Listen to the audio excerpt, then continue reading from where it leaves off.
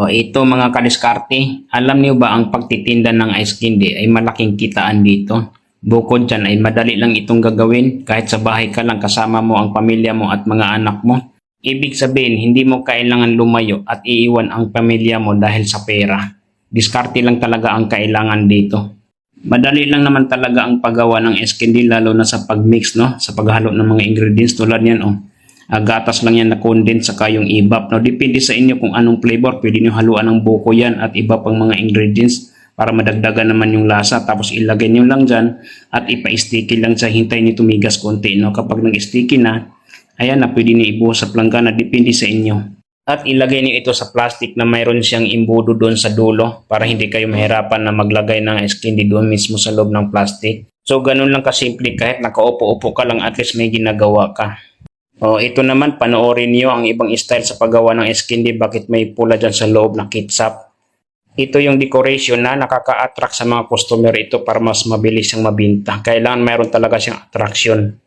Hindi po yan ketchup. Ito po ay flavor na para siyang juice na glossy. Ayan, na hindi siya malabnaw. Kumbaga sticky talaga siya. Nilagay lang ito sa plastic para mas mabilis lang siya ipapasok doon sa isang pang plastic. Ayan, pag nalagyan, nahilain mo lang yan, ipahid-pahid mo lang dyan. So, ganun yung flavor niya, no? So, ganyan lang yung style ang papagawa ng decoration doon sa ice candy niyo. Kaya madali lang talaga siya gagawin, no? Damihan niyo muna para sabay-sabay na kayo maglagay ng gatas mamaya. Ayan na, titingnan niyo mga kadiskarte. Pagkatapos na hinihila yan, tapos nilagyan ito ng gatas, no? Ayan na. So, ang gagawin dito, tinatalian to. Ayan. Panoorin niyo kung paano si tinatali. Iniikot na yung tali tapos kinuha yung dulo ng plastic tapos hinila yung tali. Ayan na. Kusang mahulog na yan at hihilain. So ganun lang siya kahigpit, no? Kaya madali lang talaga siyang gagawin mga kadiskarte. Panoorin niyo to para meron kayong extra income dyan. Kahit busy kayo ay magagawa pa rin niyo to. Kasi ito, part-time din itong gagawin mga kadiskarte. Malaking tulong ito kahit nasa bahay lang kayo para hindi kayo nabuboring. Oh, ito naman ibang flavor din to, parang avocado yung flavor nito or gulaman, oh. Style niya kasi kulay green siya. So ganun lang yan, oh.